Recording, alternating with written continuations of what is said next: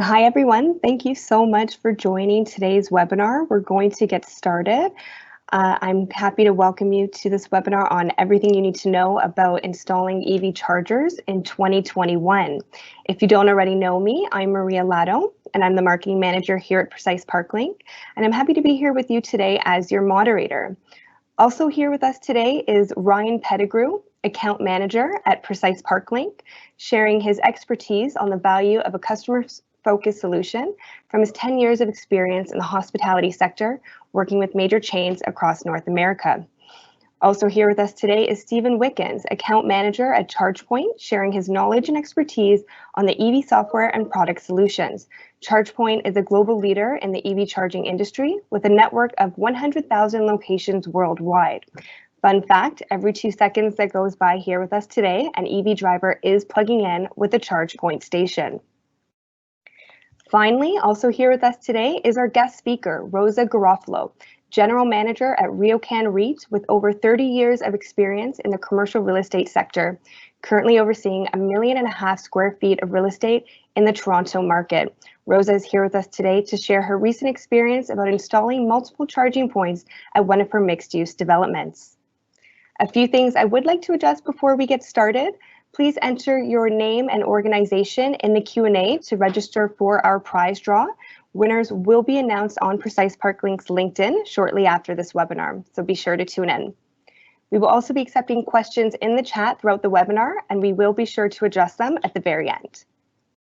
Very quick, just to recap in today's webinar, we will be covering the EV market in Canada today, where it's heading, and the recent incentive program released last week by Natural Resources Canada.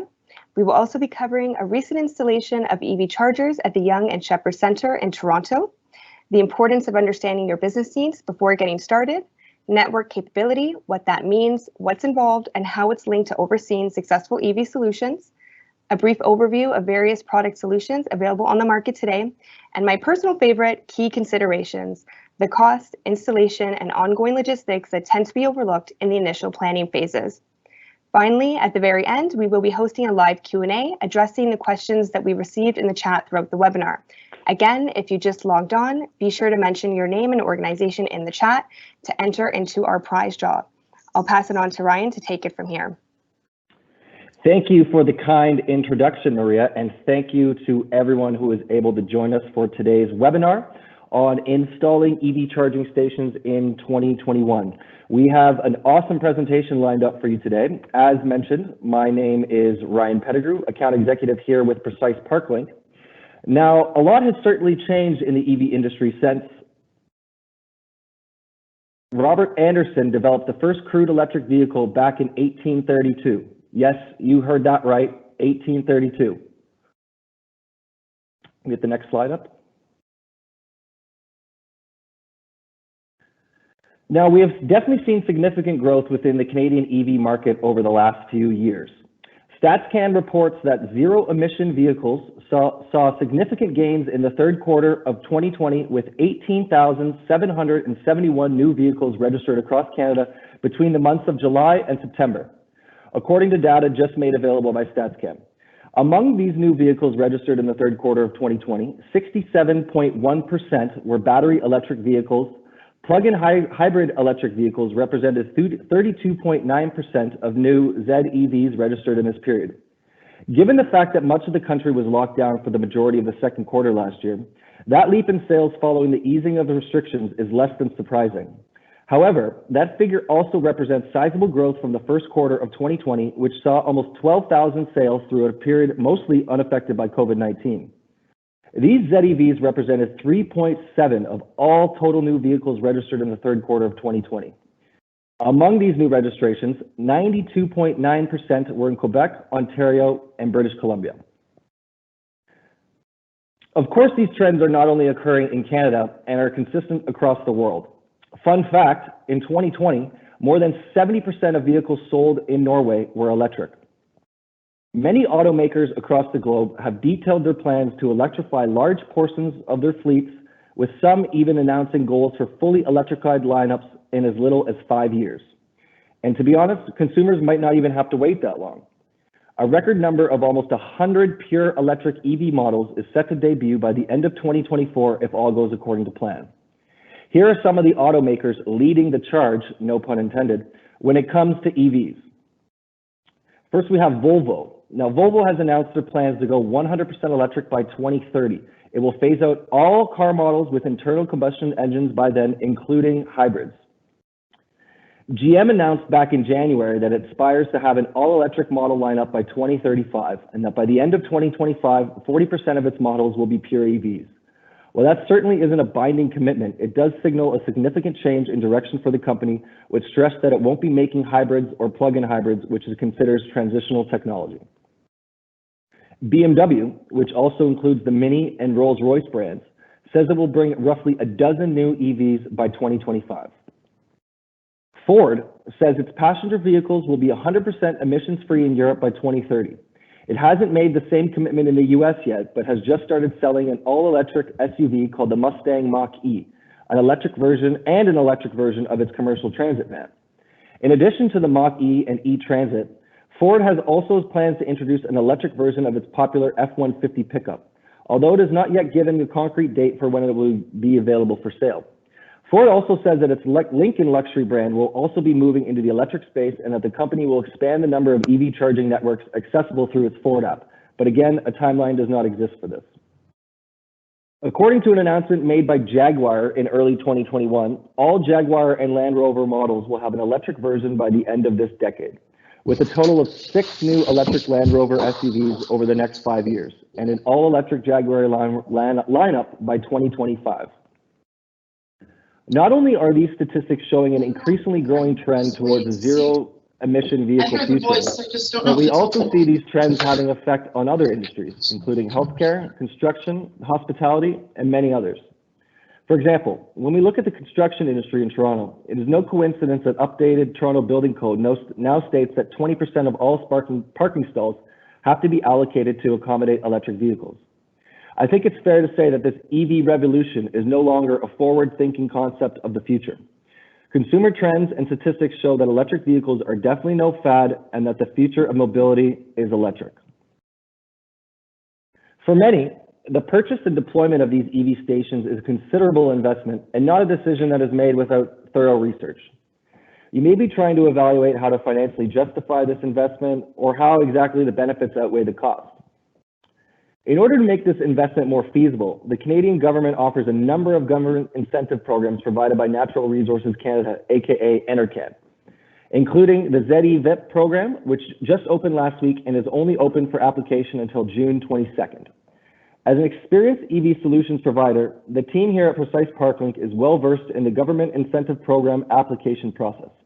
We have assisted many of our clients in navigating this process to obtain applicable funding. Curious to see if you're eligible to receive a government incentive towards an EV deployment? Contact Precise ParkLink today and we'd be happy to provide guidance on applying for one of these programs made available through NRCan. Thank you so much for that, Ryan. That was great. It's no doubt that EV chargers are becoming a reality more and more each day. I'm sure we'll be getting a lot of questions after this, inquiring about NRCan's recent release. I'm happy to hand it off to Stephen Wickens from Chargepoint. He's going to be discussing how you can understand your business needs and share his expertise on EV network and product solutions.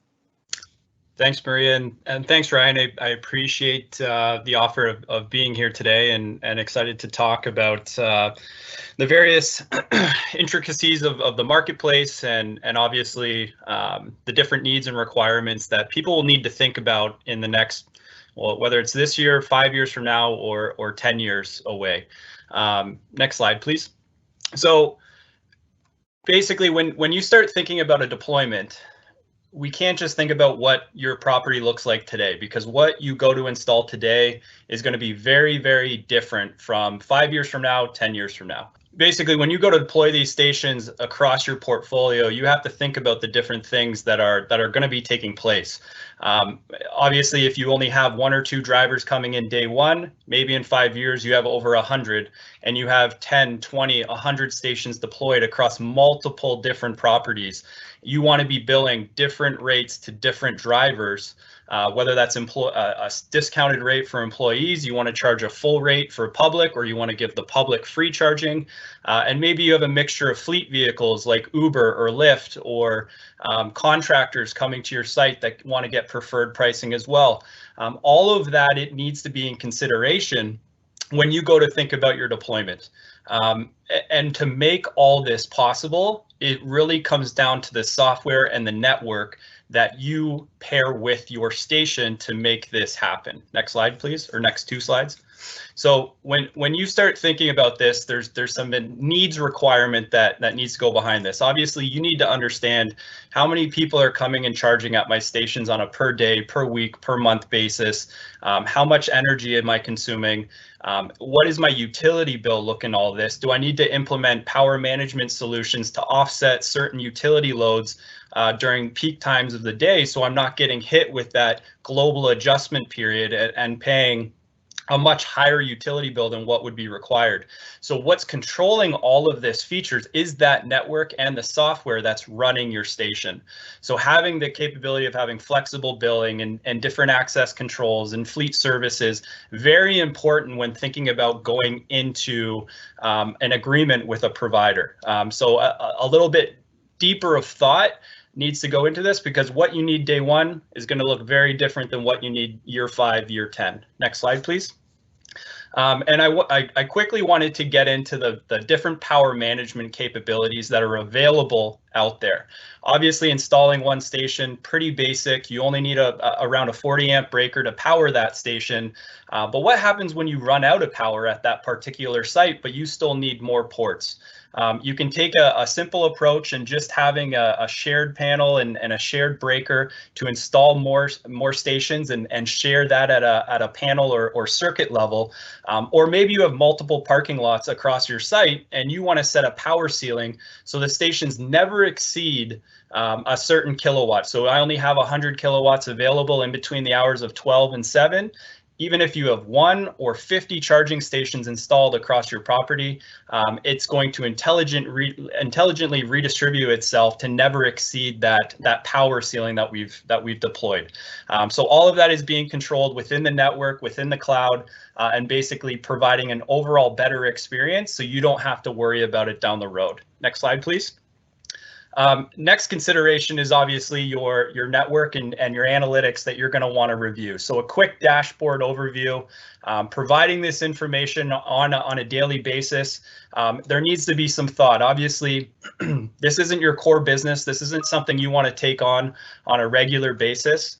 So basically, you want to set the parameters, you want to set the access control and forget about it, and then obviously come and review on a regular basis to make sure everything is going according to plan. Or I need to pivot and change some of those policies and flexible billing policies that I've put into place to help create a better driving experience. Next slide, please. And with that, obviously, you want to promote to as many EV drivers as possible. So you want to be able to partner with somebody who has a very well thought out driver experience. EV drivers are very different than your traditional gas powered users. They pre-plan their trips accordingly, and they're going to look at their app and see, okay, is there a station at the site that I'm going to? Is it going to be available at that time? What is it going to cost me before I arrive? And if they see that your station is unreliable and not able to be used at a particular time of day, or it's just too expensive, they're going to go somewhere else to charge. So providing them that information comes through the driver experience app that people have, and it's a benefit on the Chargepoint side of things because we're providing a really premium experience when it comes to that. Next slide. And the future of this driving is really, it's going to evolve. Obviously, right now, as I mentioned, people are getting that information through their app.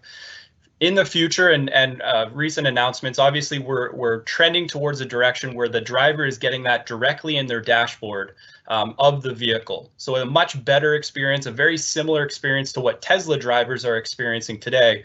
So they're going to have access to that Chargepoint app directly in their dashboard. They're going to see all of the stations that are at your property if you want to make them publicly available, and be able to get that access, get that pricing, get all that information, and easily start a session from inside their dash instead of having to worry about their app.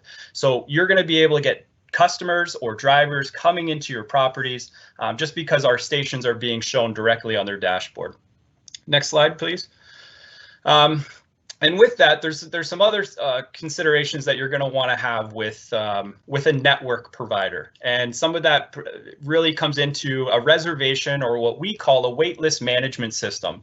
And this really helps drive utilization and increase utilization at the stations, and that's the overall goal of deploying stations in a retail environment or a workplace. We want to circle as many drivers through as possible in a workday, and we don't want someone just sitting there from 8 a.m. to 8 p.m. hogging the station. So this waitlist feature is a virtual line where if someone's already there, I simply tap the station, and then it's an automated system where that initial driver gets a push notification telling them that their vehicle is charged. You have 20 minutes to move it. And then that second and third and fourth person in line continue to get push notifications with updates telling them that it's their turn to start their charge, move into the vehicle. So we're able to service off one dual port station 8 to 10 vehicles in a workday or in a day, turning over customer bases, turning over those drivers, and just either driving more revenue into your pockets or driving more revenue into in-store retail environments, really creating the best atmosphere possible. Next slide.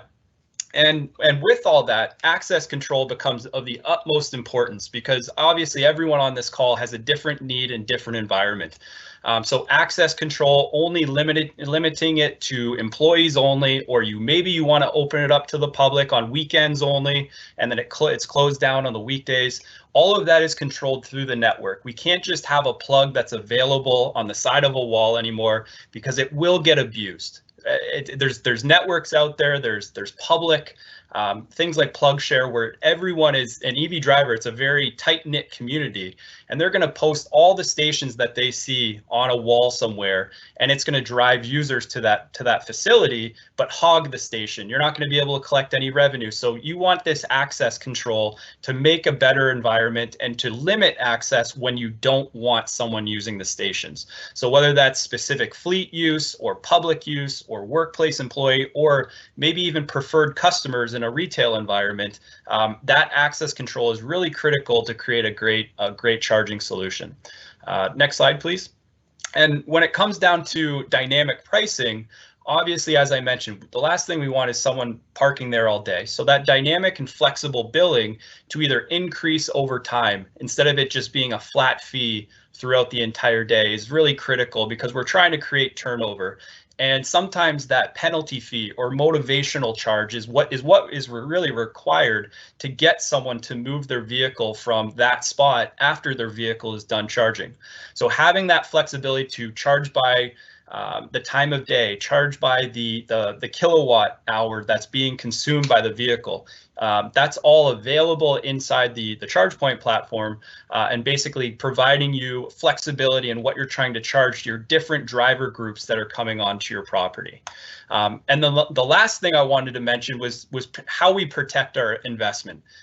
These are very similar to an HVAC or an industrial unit in a piece of equipment, where we need a response when something goes down. So if a station is sitting in a parking lot and it's broken and no one's coming to fix it, and it's just sitting there as a paperweight in a parking lot, that's bad for business, that's bad for branding, and you want someone to come respond when that station goes down. So you want some sort of ongoing maintenance and service agreement that, hey, if my station goes down, I know Precise ParkLink or Chargepoint are going to come to my facility and get it back up and running as quickly as possible.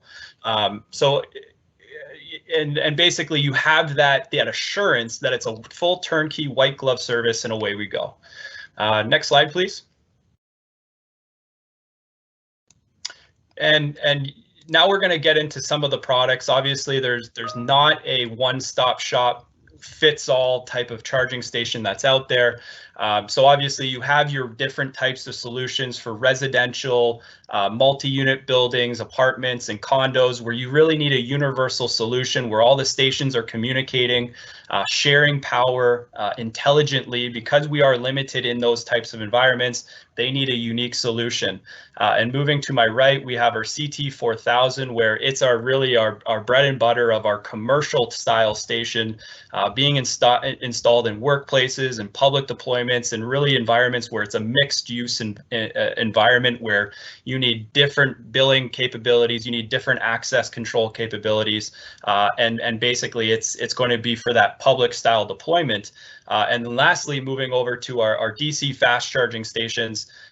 Really, this is going to be installed on highway corridors. If your location is built on a highway and you know you're going to get a lot of traffic coming through there, a great investment in that type of use case, just because people are going to be using their batteries and you need as quick as charge as possible. The other level 2s are really for long-term parking and somewhere where you're sitting there for longer than an hour or two, whether that's a workplace or a retail shopping environment and so on and so forth.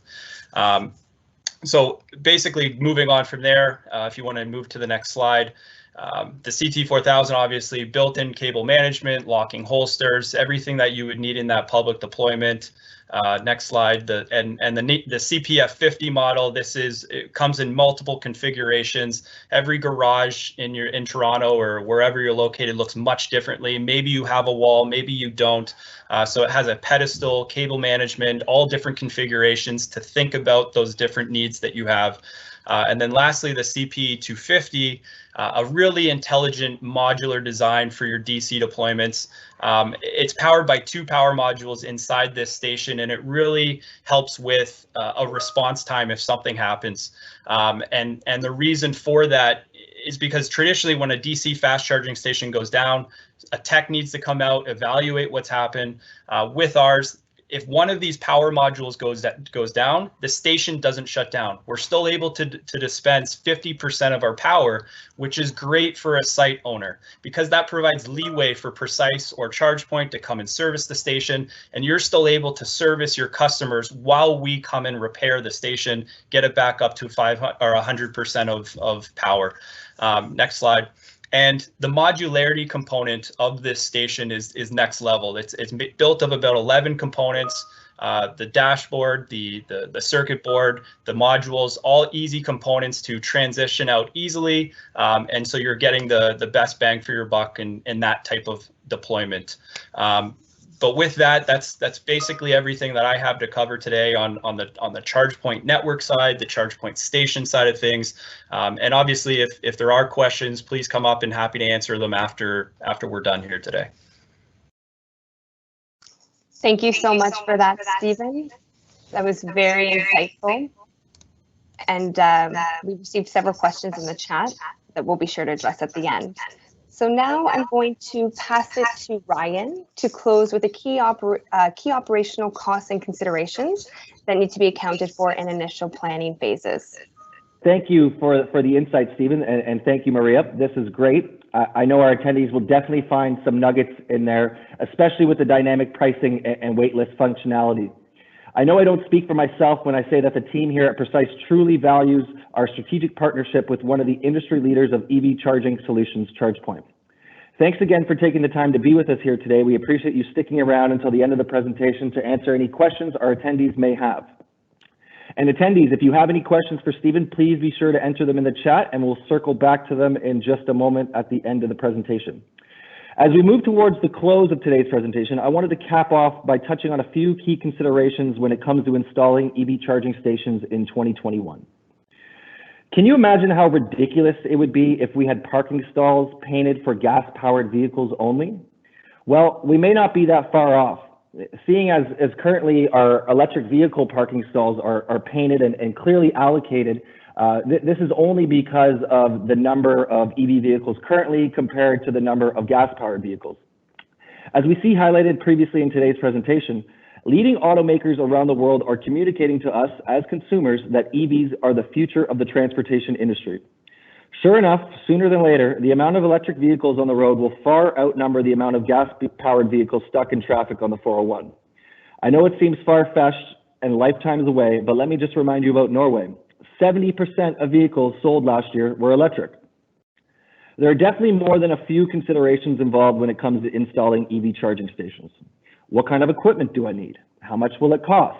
Can I finance? Who do I get the equipment from? Who maintains and services the equipment? Do I have to hire staff to accommodate?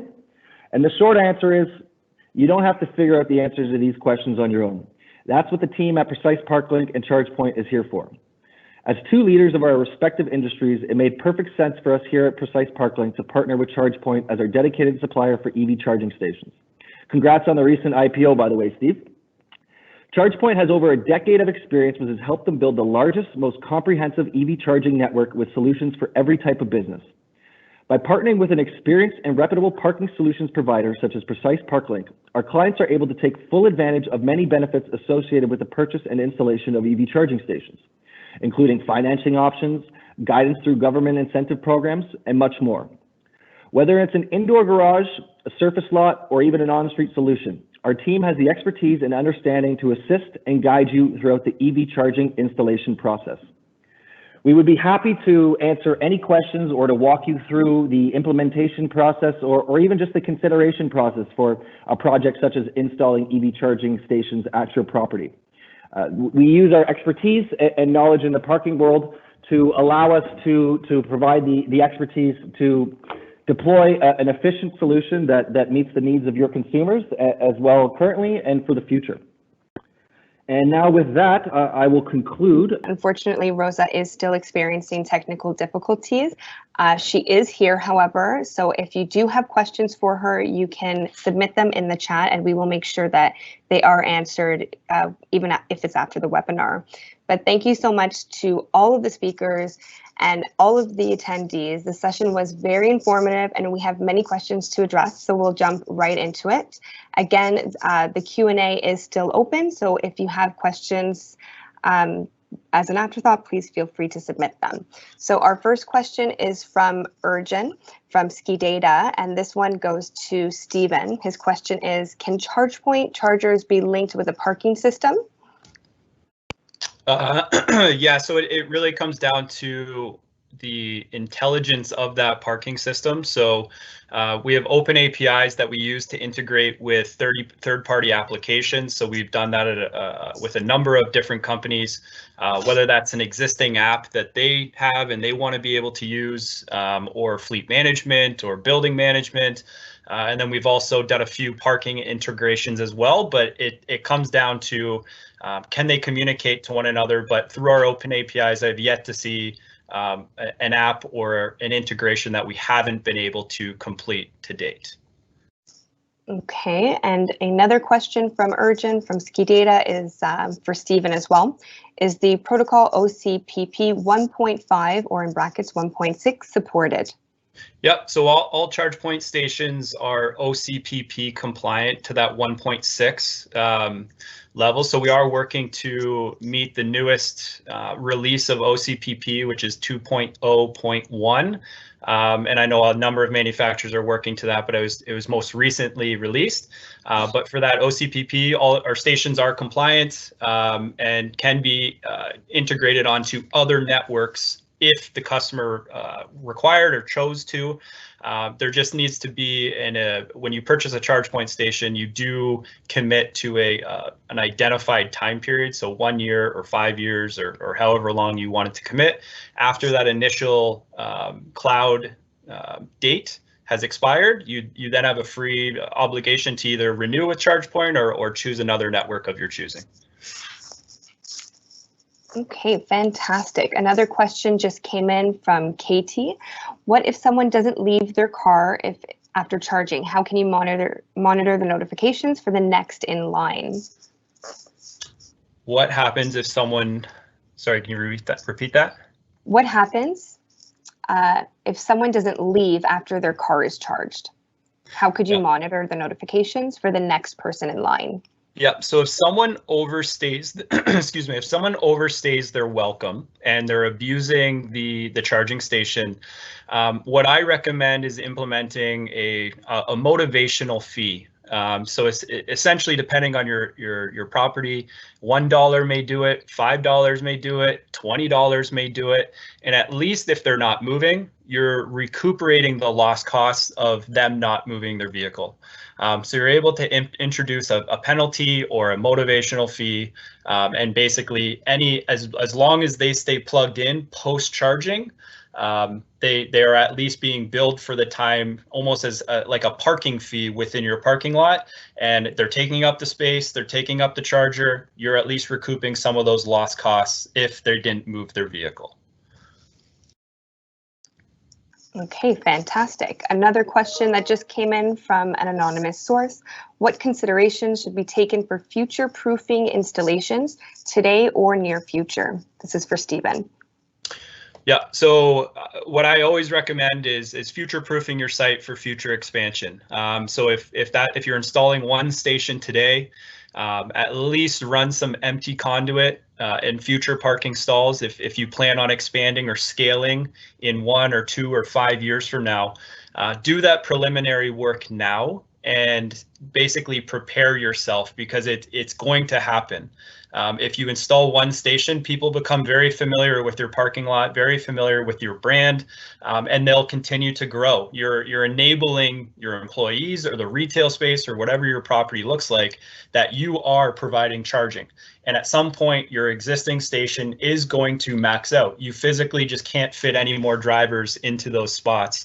And you now need to add in a second or third charging space. Obviously, all that is reviewable in the dashboard with the analytics, but highly recommend running that empty conduit or providing junction boxes and having that capped space off already. So you're only digging once, you're only running conduit and wire once, and not having to pay for that stuff down the road. It's always easy to run those things when the ground is already open or the parking lot is already open. So planning for the future of what could be is always best case. That makes complete sense. Okay, another question that just came in from Dave, Timmins Airport in Northern Ontario. He has a request for a block heater plug in minus 40 degrees Celsius weather. Can this be modified to supply either type of power? He's not sure of the EV power output. Again, this one's for you, Stephen. Yeah, so level 2 is typically 208, 240. Level 1 would run off of a 120 volt outlet. That's going to be a trickle charge. So a level 2 station is going to put about 40 kilometers of range back on a vehicle, and that's going to require a 40 amp breaker, a dedicated 40 amp breaker with 208, 240 volts for that plug. So that one block heater plug probably won't do the job that's required to get those vehicles charged. So a new outlet or a new circuit would need to be run to that parking stall. Okay, on to the next, again from Urgent from Ski Data. His question is, to start charging, you need the RFID or the app. If it would be integrated to the parking system, the charging could be started with a short-term ticket as well, or only by the app or RFID. That's a question for you, Stephen. If yes, the charging could be paid on the APM together with the parking fee. Yeah, so all that integration, depending on how deep of a level of a connection you want it to integrate, all very doable. Basically, we can have the payment system integrate with the charging platform, so the customer and the driver is seeing live station status. Is the station available? How much is it going to cost me when I plug in? And from there, if the full integration needs to happen with the payment side of things, it can be done. There's just some back-end engineering stuff that would need to happen from our solution engineering team to connect all the dots and work with your team to basically make it all happen. But it's definitely something we have done to make sure that the payment is all happening in one place versus 2 different payments of charging and then paying for your parking separately. So it's something that has been done and actively growing because parking stalls across North America are seeing the benefits of having EV charging. And then you already have potentially existing apps that are out there, like Green P for Toronto, for example. And so obviously these apps are existing, they have existing users, and it just makes sense to potentially use those apps versus the Chargepoint, but that integration is definitely doable. Okay, great. Thank you for that. Next, I have a question for Ryan. Are there any grants available for the installation of the charging stations? Yes, thank you for your question. Yes, there is. The NRCan just released a new program. I believe it was on the 24th, and this will be available for until June 22nd. I can reach out directly with some more information on that, and we can kind of walk through to see what you can apply for and how you can take advantage of these incentives. Okay, thank you so much for that. Stephen, do you have anything to add? I would just say that it is a great opportunity. Obviously, incentive money is always nice to receive some subsidy from the government, and the timelines of this, if you do apply, you do have a quite substantial timeline to get your project installed. They're providing 30 months of leeway. Obviously, we're in the middle of COVID, hopefully on the tail end. So obviously they're understanding that there are some circumstances that are hindering people from potentially moving forward day one after receiving word that they've been accepted to move forward. So they're providing 30 months. So if you have plans to expand your property, I would advise in submitting that application. And if worst case scenarios, you decide, you know what, we just don't have the budget for it, we can't move forward, there is no penalty fee to not move forward. The funding that was just allocated for you now goes back into the pot. Awesome. Okay, thank you so much. Another question I have for Stephen. It's from an anonymous source. Do you foresee electrical infrastructure requirements to increase in the future as technology evolves? For example, level 2 chargers, 28 volts, 1 pH, 40A today, but maybe 60A in future. Yeah, I mean, level 2 charging is not going to change too much, and just for everyone's knowledge, the conversion of AC power, so what's coming from the ground is AC power coming from the utility. The level 2 charging station then distributes that to the car, and there's an onboard charger that converts the power from AC to DC to put it into the battery. So level 2 charging vehicles can't accept, there's no vehicle that can accept, light duty vehicle anyways, that can accept over, I believe it's 12 kilowatts of power. No one's charging faster than that in any certain situation. And level 2 is going to be used in places where we have more than enough time to recharge our battery. Our vehicles sit for 22 of 24 hours of the day, and 85% of charging needs are going to come from level 2 because our cars are sitting for so long at work, at home, at our condo, and at our apartment, wherever. So level 2, you might see an increase, a small increase going from 7.2 kW to 11 kilowatts per hour. But really where we're going to see the biggest change in technology and evolution is really on the DC fast charging side of things. That's going to continue to evolve and get faster and faster and better, and getting closer. It will never be the traditional gas station experience where you're there for a minute and your gas tank's full. But they're going to continue to make better developments. Batteries are going to get bigger. DC is going to get faster, and that's where the new technology is really going to take this. Level 2 isn't going to change too much. More so how you interact with the stations may change. So that in-dash driver experience, like I mentioned, will change. So you don't have to use an app anymore. You're making that payment happen directly from your dash. So that's going to change more so than the actual station specifications. Again, thank you so much to our speakers, Ryan, Stephen, you guys did fantastic. And thank you so much to all of the attendees for logging on. If you didn't get a chance, you still have a moment to put your name and the name of your organization in our Q&A for a chance to enter a prize draw, which we will be releasing the name of the winner shortly on Precise ParkLink's LinkedIn page. And we will be following up with an email that you can reply to if questions do come to mind after the fact. And so that's a wrap. One thing I wanted to mention is to save the date for our next webinar, which will be talking about how commercial properties can recover lost parking revenue by getting on Google's good side. So thank you again for everyone for attending, and we hope to hear from you soon. Awesome. Thanks, Maria. Thanks, guys.